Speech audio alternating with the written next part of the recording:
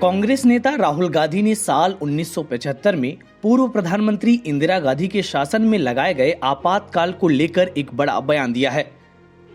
मंगलवार यानी 2 मार्च को कॉर्नेल यूनिवर्सिटी के एक कार्यक्रम में प्रोफेसर कौशिक वसु के साथ वर्चुअल डिस्कशन में राहुल गांधी ने कहा कि इमरजेंसी एक गलती थी, पर उस वक्त जो हुआ और आज जो देश में हो रहा है, दोनों में फर्क है। The emergency, but that was 2 years. It's gone. I'm very curious how you look back and think of that. I think that was a mistake. Absolutely, that was a mistake. And my grandmother said as such. And there's a fundamental difference between what happened in the emergency and it was wrong, and what is happening now. Rahul Gandhi ने मौजूदा मोदी सरकार के परिप्रेक्ष्य के संदर्भ में बात करते हुए कहा कि कांग्रेस ने कभी भी देश के संस्थागत ढांचे पर कब्जा करने का प्रयास नहीं किया। उन्होंने कहा कि कांग्रेस ने भारत की स्वतंत्रता के लिए लड़ाई लड़ी, देश को उसका संविधान दिया और समानता के लिए खड़ी हुई। आपको बता दें कि अक्सर आपातकाल को लेकर बीजेपी कांग्रेस पर हमलावर रहती है, लेकिन जब इस वर्चुअल बातचीत में राहुल गांधी से इस बारे में पूछा गया तो उन्होंने जवाब दिया कि बिल्कुल वो एक गलती थी और मेरी दादी ने भी ऐसा कहा था।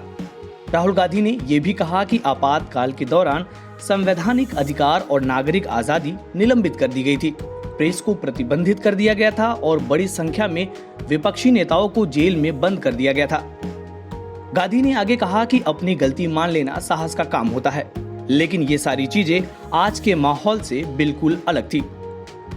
मोदी सरकार के परिप्रेक्ष्य में बात करते हुए राहुल गांधी ने कहा कि हमें संसद में बोलने की अनुमति नहीं है, न्यायपालिका से उम्मीद नहीं है। आरएसएस भाजपा के पास बेतहाशा आर्थिक ताकत है। उन्होंने आगे कहा कि व्यवसायों को विपक्ष के पक्ष में खड़े होने की इजाजत नहीं है। लोकतांत्रिक अवधारणा पर यह सोचा समझा हमला है। उन्होंने आगे कहा कि मणिपुर में राज्यपाल बीजेपी की मदद कर रहे हैं। पुदुचेरी में उपराज्यपाल ने कई बिल को पास नहीं होने दिया क्योंकि वो आरएसएस से जुड़ी हुई थी। वर्तमान भारत सरकार की लोकतांत्रिक व्यवस्था को नुकसान पहुंचा रही है।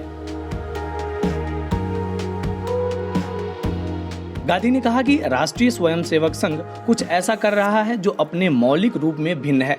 उन्होंने कहा कि आरएसएस देश के संस्थानों में से अपने लोगों को भर्ती कर रहा है।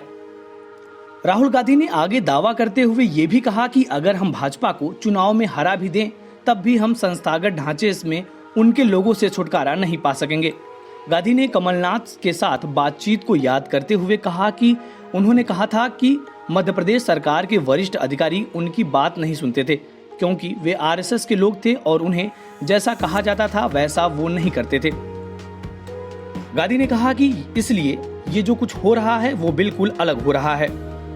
उन्होंने आश्चर्य जताया कि ये सवाल क्यों नहीं उठता कि भाजपा, बसपा और सपा में आंतरिक लोकतंत्र क्यों नहीं है।